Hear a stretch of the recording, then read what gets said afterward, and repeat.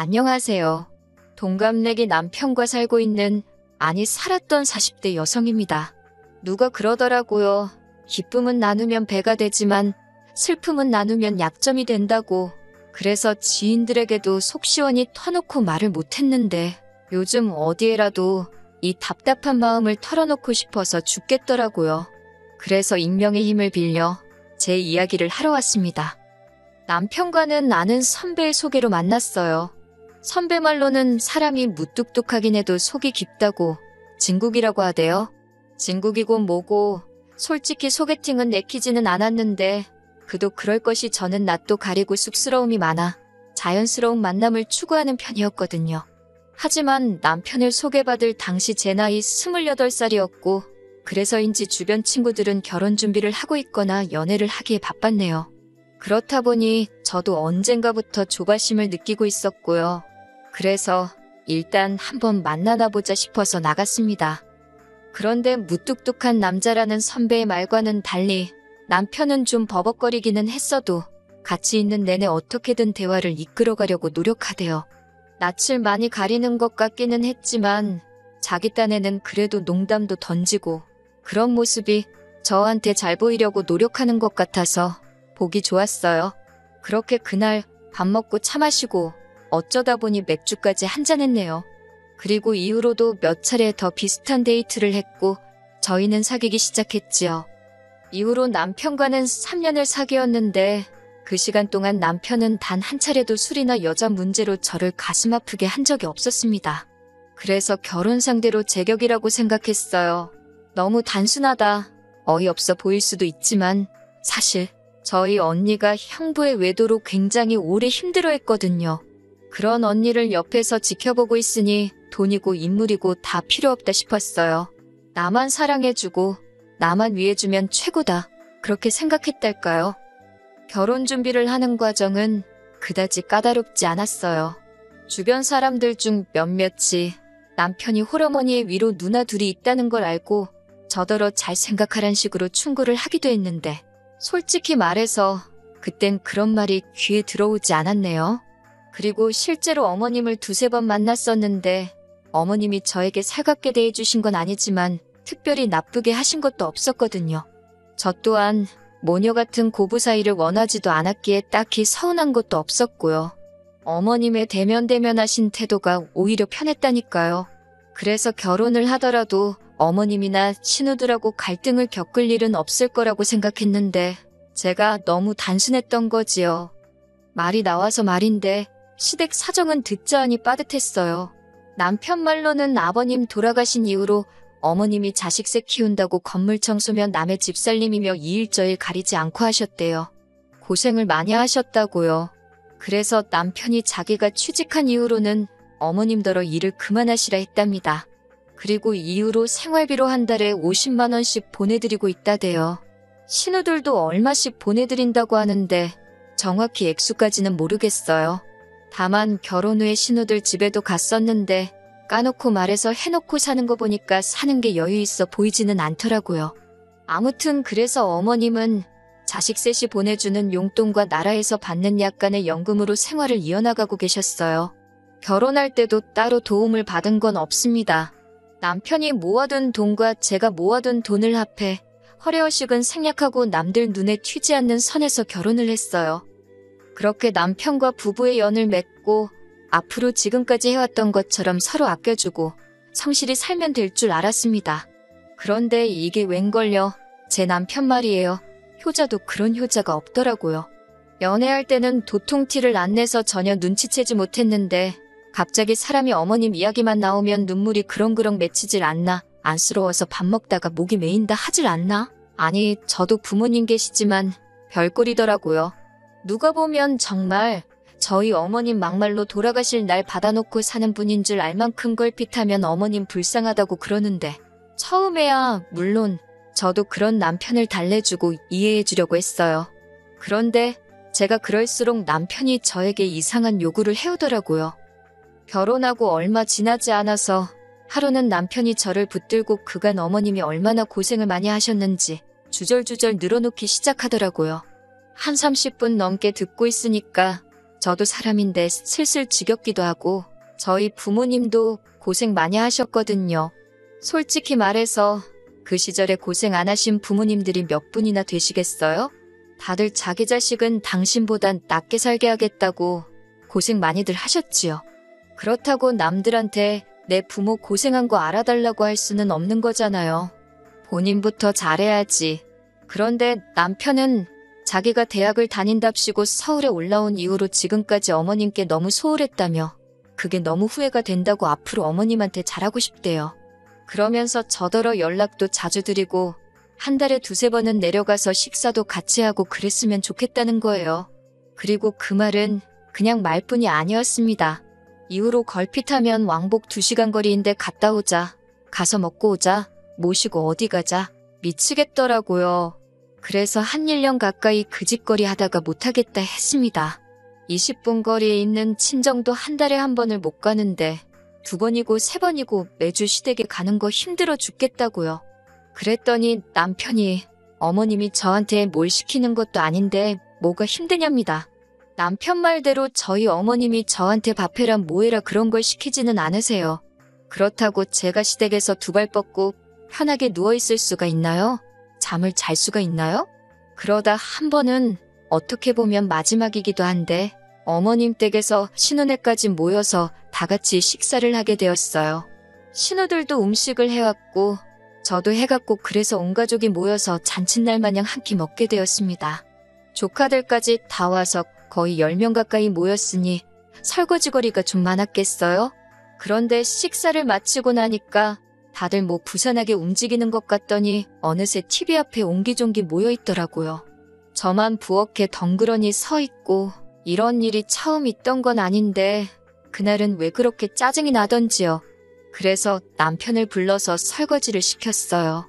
그랬더니 어머님이 불이 나게 쫓아와서는 당신은 아들 키울 때 한 번도 손에 물 닿게 한 적이 없다면서 가뜩이나 바깥일 하느라 힘든 사람한테 이런 일까지 하게 하지 말라고 하시는 거예요. 제가 웃으면서 어머님 저도 바깥일 하는데 그러면 형님들더러 하라고 할까요? 하고 물었습니다. 저희 형님들은 2분 다 전업주부거든요. 그랬더니 어머님이 그냥 하지 말고 냅두랍니다. 저희 다 가고 나면 당신이 하신다고요. 그런데 솔직히 그것도 말이 안 되잖아요. 설거지거리가 산더미인데 그걸 나이 드신 어머님 혼자 하시라고 냅둔다는 게 그래서 제가 남편한테 다시 눈치를 줬어요. 그러자 남편이 못 이긴 척 고무장갑을 다시 꼈고 어머님도 못마땅하신지 저를 째려보시더라고요.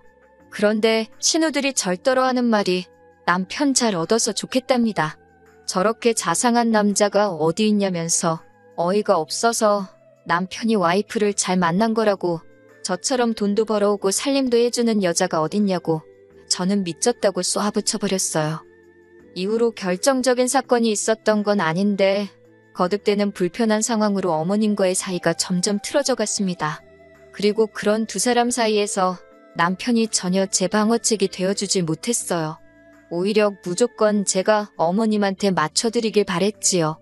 한 예로 저희 어머님은 연락 문제에도 굉장히 예민하신 분이었는데 당신 며느리가 일을 하건 말건 그런 건 안중에도 없으셨어요. 아침 10시고 오후 3시고 시간 상관없이 아무 때나 전화를 거시기 일쑤였습니다. 그러다 제가 못 받잖아요? 그러면 바로 남편에게 연락을 해서는 결혼할 때 돈 안 해줬다고 전화도 일부러 피하는 거 아니냐. 제가 어머님을 무시하는 것 같다는 식으로 말씀하시더라고요. 더 화가 나는 건 어머님이 그런 억지를 쓰시면 남편이란 인간이 그럴 리가 있냐거나 무슨 말을 해서든 오해를 푸시게 해야 하는데 그런 게 없었어요.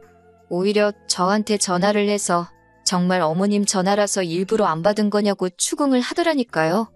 그리고 이런 일이 반복되다 보니 잘해봤자 한 번 실수하면 끝이구나 싶어서 잘하고 싶지도 않더라고요. 그래서 결혼한 지 한 2, 3년 차가 됐을 무렵에는 그냥 정말 며느리로서 해야 할 일만 했어요. 예쁨 받는 며느리 되고 싶다 욕심낸 적도 없지만 아예 마음에서 비웃달까요? 그러다 결정적으로 이혼으로 치닫게 된 사건이 벌어졌습니다. 시작은 반찬이었지요. 제가 결혼하고 2년 차쯤 되었을 때 친정아버지께서 은퇴를 하셨는데 이후로 공기 좋은 곳에서 생활하고 싶다며 친정어머니와 함께 지방으로 내려가셨어요. 그리고 이후로는 그곳에서 생활하시면서 저에게 반찬 같은 걸 보내주십니다. 저희 친정어머니는 음식 솜씨가 좋으신데 전 그렇지 못하거든요. 그리고 남편도 저희 친정어머니 음식을 엄청 잘 먹고 좋아했고요.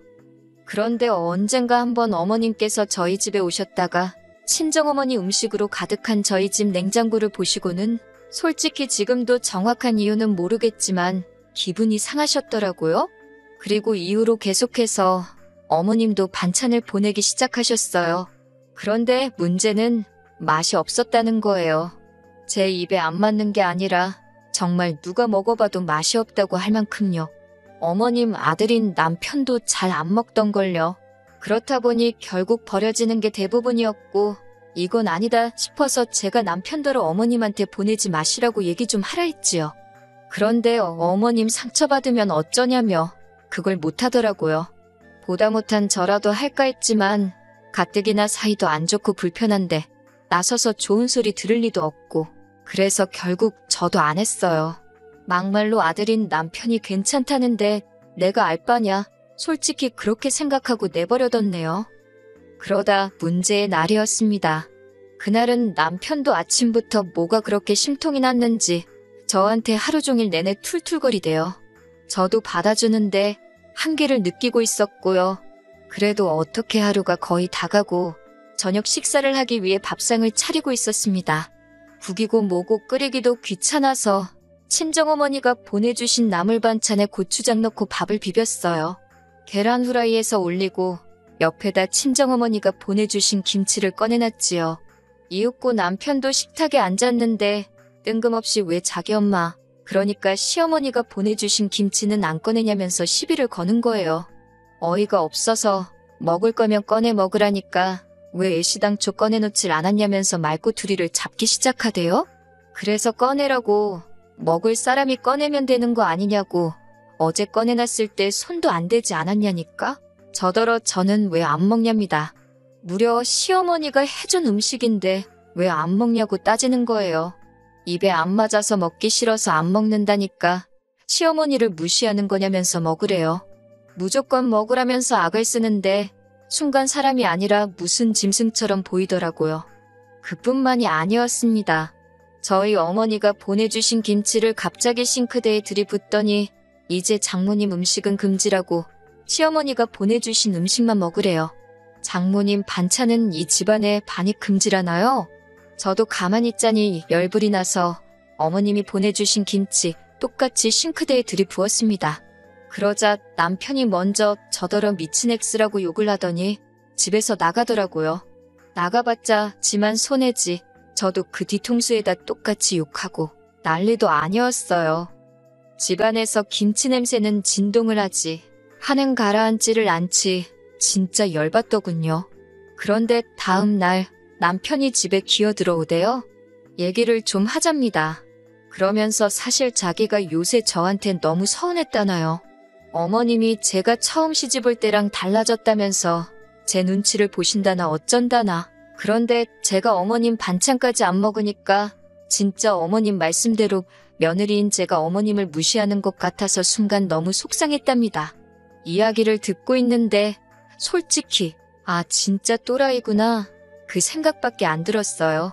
그런데 이런 제 속을 아는진 모르는진 남편이 한다는 말이 그래서 자기가 어머님과 제 사이에 오해를 풀려면 어떤 방법이 좋을지 고민해봤는데 같이 사는 게 제일 좋겠답니다. 서로 살부대 끼고 살다 보면 미운정 고운정 다 들지 않겠냐며 진정한 한 가족이 될 수 있을 거래요. 어이가 없어서 진심이냐고 물었습니다. 남편이 전에 없이 밝은 표정으로 그럼 진심이지 아니겠냐고 그래요. 제가 너무 열받아서 살다 시어머니 반찬 안 먹는다고 합가하자는 소리 들은 여자는 나밖에 없을 거라고 소리를 빽 질렀어요. 그리고는 남편더러 당신도 맛대가리 없어서 안 먹는 걸 왜 나더러 먹으라고 난리냐고 그렇게 좋으면 너나 많이 처먹으라고 악을 썼습니다. 합가 같은 소리 좋아한다고 그렇게 니네 엄마 반찬 먹으면서 니네 엄마랑 살고 싶으면 나랑 결혼은 왜 했냐. 그냥 니네 엄마랑 부둥켜 안고 살지. 지금 생각해보면 저도 뭔 정신으로 그렇게 남편한테 말을 쏟아낸 건지 모르겠어요.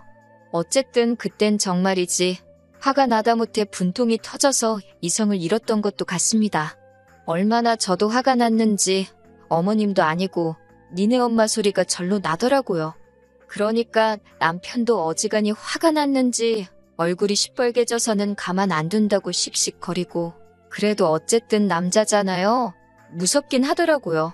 이렇게 더 화를 냈다간 오히려 남편이 저한테 해코지를 할지도 모르겠다 싶어서 일단 적당한 선에서 소리 지르는 건 멈췄습니다. 그리고는 자포자기한 모습으로 그냥 그만하자고 나는 죽어도 합가는 못하겠으니 차라리 헤어지자 했어요. 홀씨어머니의 효자 아들, 남편감으로 아니라 소리를 그렇게 들었어도 그게 내 일이 될 줄은 몰랐다고 나는 더는 감당할 수 없다 했습니다.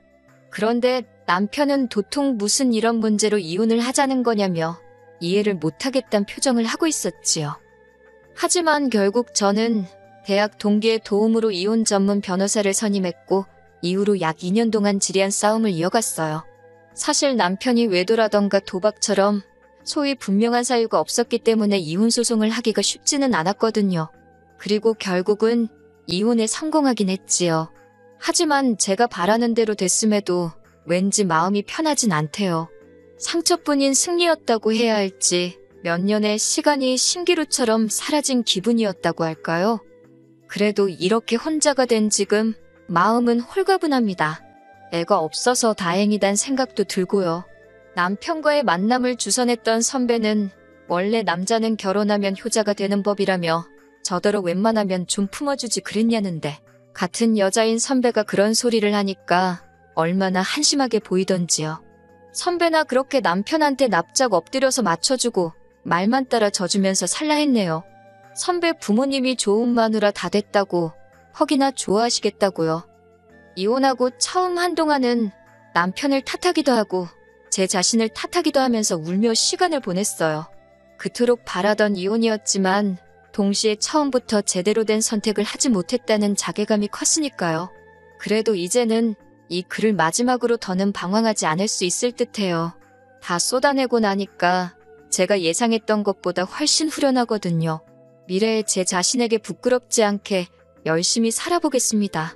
그러면 또 좋은 날이 오겠지요.